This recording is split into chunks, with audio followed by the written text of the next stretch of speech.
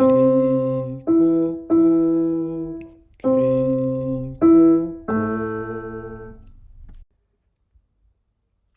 evening and welcome to the video where we'll do the tasting of the home roasted beans. I have a strict also kind of timeline for this video.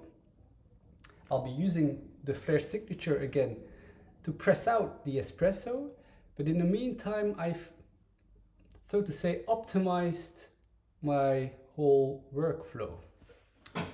Okay, so here is the roast I prepared 2 days ago. It really smells amazing. Let's hope it also will taste amazing. Of course, I've had no opportunity to dial it in, so it's difficult to predict. Let's hear a little look. Oops, yes. Okay. So I'll go for 7 grams. It works on the Flair Signature. You really don't need to put in their advised minimum of 12 grams. And 7 grams is really the gold standard for espresso. And when you're home roasting it, you really don't want to waste it on the dial-in process. So at some level you kind of want to use as little of your espresso coffee beans as necessary. Figure out the appropriate grind setting for that weight and then extrapolate that if you want to make an espresso with a bigger amount of beans. So I said we had strict timing. We really do. One of the tricks I've learned in my workflow now, thanks to other videos also of course, is using half of a mocha pot. So this has become completely useless to me, but the bottom is extremely useful as the brewing chamber just fits perfectly on top of that. So before getting it heated up, one thing I often forget is preparing the brewing chamber, and then you actually want to put it on top this way, because if you do it the other way around, sometimes that top piece falls down into the mocha pot bottom, which is really annoying. So it just takes about, let's get it here, that will be perfectly within camera angle to see the temperature rising. So I just put it on my induction medium for 5 minutes. So if all goes well, this video only has to take another 5 minutes and we're done with it. So quickly. Okay. I did insert the beans this time. Check. Okay. Quickly. Time is running.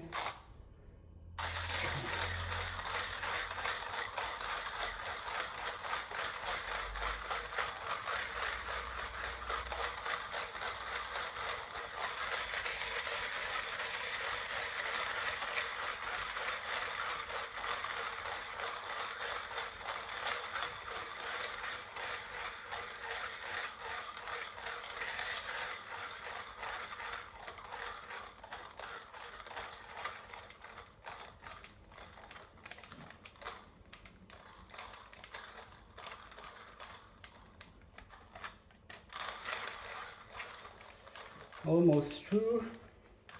Come on. Yeah. Although we still have all the time of the world as we're waiting for the brewing head to heat up. Okay. So a final kind of little trick is actually, as it's heating up in those first 2 minutes, we can also heat up a little bit where we put in the coffee. All of these steps is really trying to maximize the heat retention as we'll be pouring in the water there. So let's prepare the actual boiling water.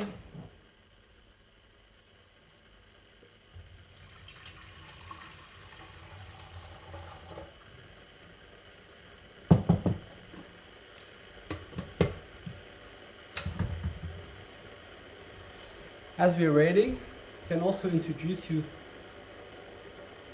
to the machine that really helped me start up my young barista career, the DeLonghi Dedica.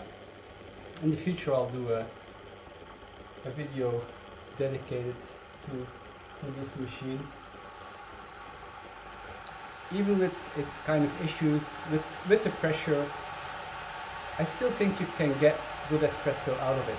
But actually, at this phase, that's why I'm studying the brew process with the Flair, because I have more control about it. But then I really want to start making comparisons between shots I can get out of a Flair and out of a DeLonghi Dedica.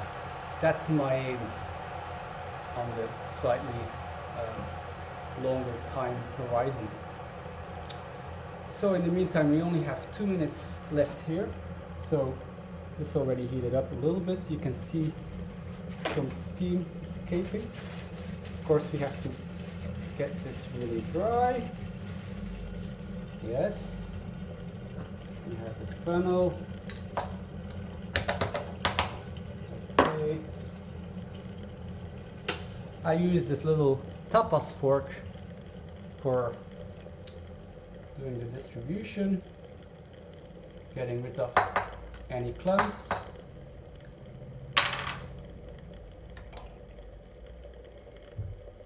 Okay.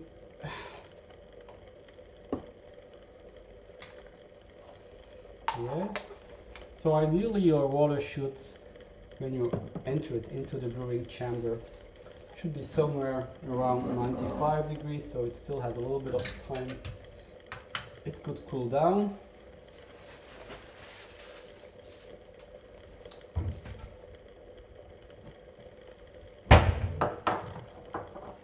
Preheat the cup. Okay. Yeah.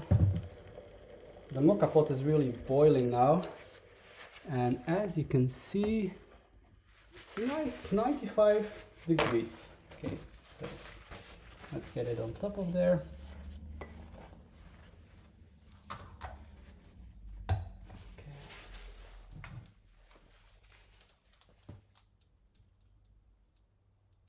Completely fill it up. You can go a little bit above that valve, so you're sure you filled it up completely. And manometer. Okay.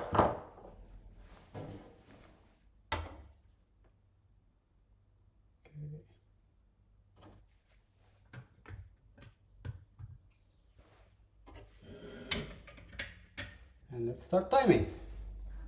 Okay, I have no clue what kind of pressure I should be expecting. Yeah, I will have to do some extra pressure as it's too coarse. I still am able to go between 8 and 9, but it will be a short shot of about, well, let's say that was more or less 20 seconds.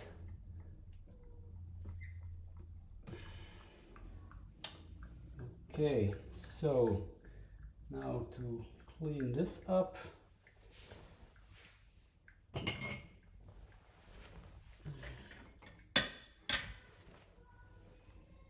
As promised, this is, oh, we're around 10 minutes. That's not exaggerated. And I get to have a first taste of my home roasted coffee.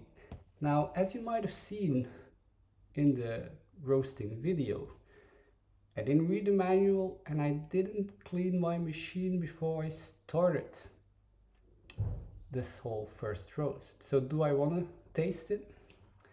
Not really, but sometimes you have to make a little sacrifice.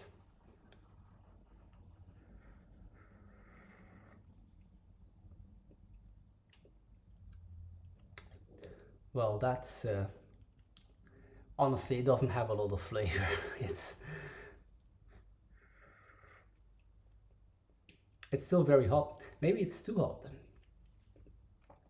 So I have now a whole extra set of parameters to play with to get to something that at some point hopefully becomes very enjoyable. So see you next time.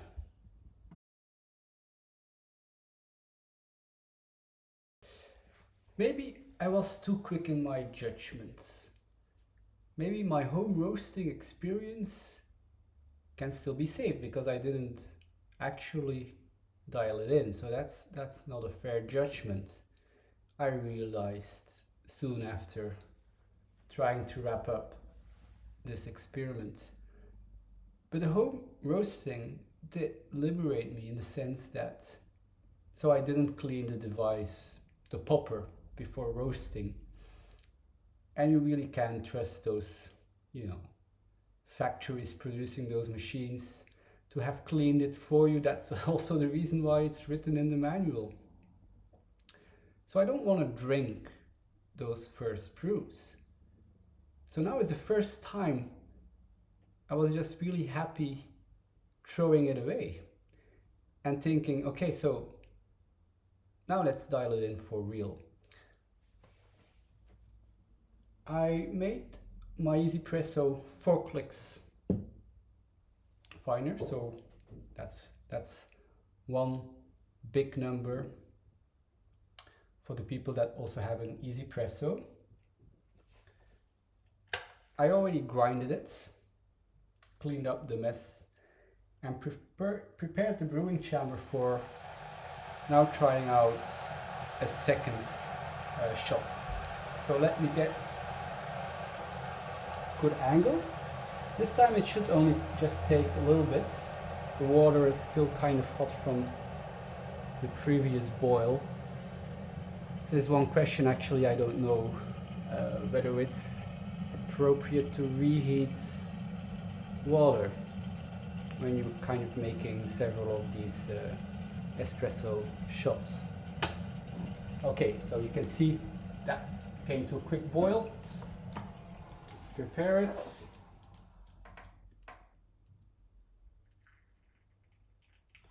But it would be rather wasteful throwing away all the water every time you want to make a new shot.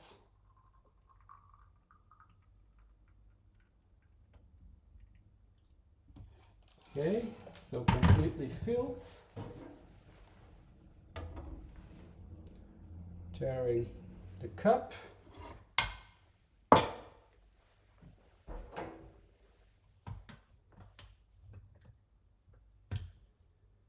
Manometer ready. Again, let's try and have you able to follow along with the pressure. Let's get started. So this, I can already feel from this first seconds, this is a different ball game. See, we're going really easily to 9 bars. So even if we keep this up for 30 seconds, that will still be, as far as quantity is concerned, at the level of ristretto. So, okay, so here we go. Yeah, that already really looks very different. I mean, even some kind of black specks on there. Of course, I didn't show you the crema of the first experiment, but you needn't have bothered with it. It doesn't have a lot of crema, I really didn't approach the second crack at all, so I guess there shouldn't have been too much carbon dioxide in there. But how does it taste now?